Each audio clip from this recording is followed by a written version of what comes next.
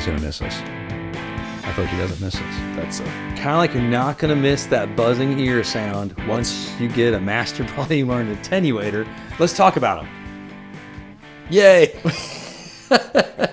Why not? It's fun. Well, first off, It's gonna be like our direct box video. We still don't know what it does. No, yeah, it's no, fine. but why? Well, why you might want an amp with this too? Because I have amps with both. I have amps without, and I love them all. The ones without, I tend to not play as much, unless they're low powered. All right. I have the basement amps, the old vintage Fender ones. I have a few of those, and they are glorious, wonderful, majestic beasts. They're loud. Loud as sin. Dude, when I turn it up to like 8, it is like the greatest sound. That's like the tone you're chasing with all these other amps. And it's kind of cool to sit over on the, like, if you sit Yeah, you got to sit out over back behind the camera on it. We have a little green couch there. But in front of it, the casting it is- couch. Yeah. So Jonathan made his way on the camera. Hey, do what you got to do, right? Gotta do what you gotta do for fame. All for fame. No know- fortune, just fame. So break it down for me first. Educate me. What's the difference between having a master volume on your amp and having an attenuator? So here's my humble attempt at understanding and there are different kinds of both things. That's what makes it a little tricky, right? There's different types of Well, attenuation. this is just pure dumminess. just pure breaking it down to the level that my brain can understand. Bill and I, the science guy level. If you got a master volume, then it's between, it's after your preamp, but it's still before your power amp section. Okay. So apparently when preamp tubes distort, they sound a lot like an overdrive pedal. But you're not getting those even order harmonics that you get from the power tubes. Interesting. Then when you have an intonator, an I attenuator. don't know what word he's saying. What's it? Intonator? Just call me the president. I'm just kidding. Or am I? Okay. So quick distraction. Remember what you're about to say, but quick distraction. If you haven't watched the new Limp Bizkit video, You gotta watch it. watch it. It took me the first minute to realize. I was like, why does Fred Durst look so bad? He's so old now.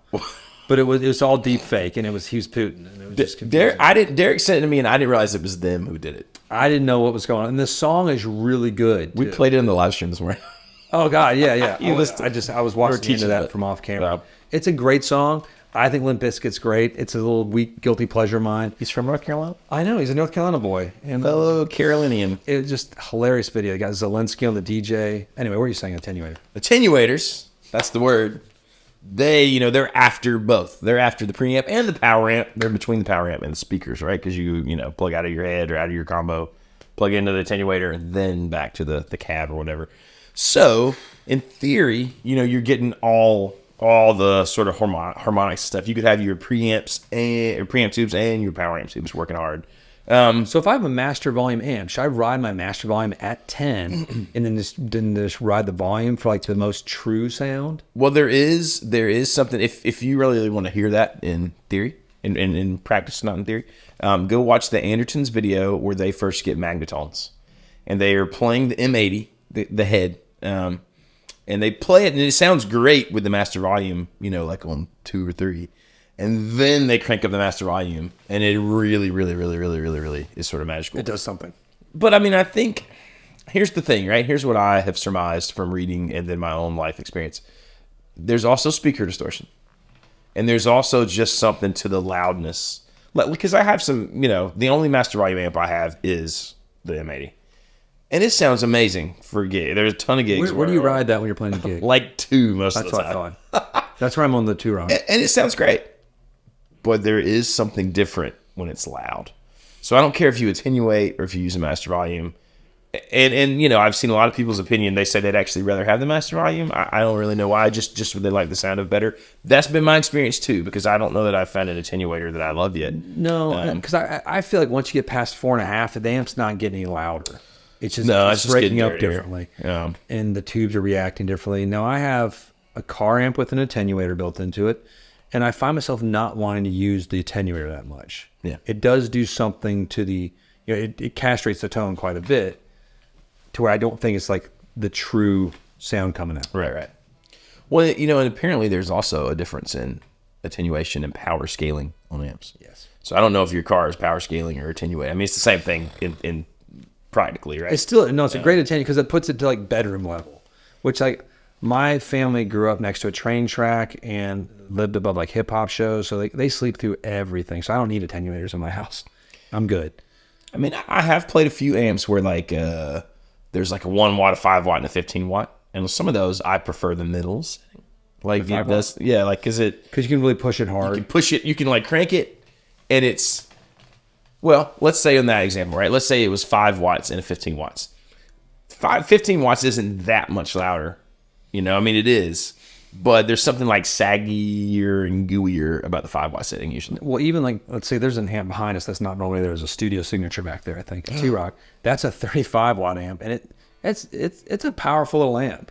Yeah. It looks little. I'm like, oh, it's gonna be so cute. I'm like, oh, that can crush. No, that's more power than you need. Oh yeah, anywhere. But it's awesome power, devastatingly awesome power. No, I'm a big Master Volume fan just for pure practicality of playing. Like when I'm looking at amps, I think I steered away from Marshalls for so long just because of that.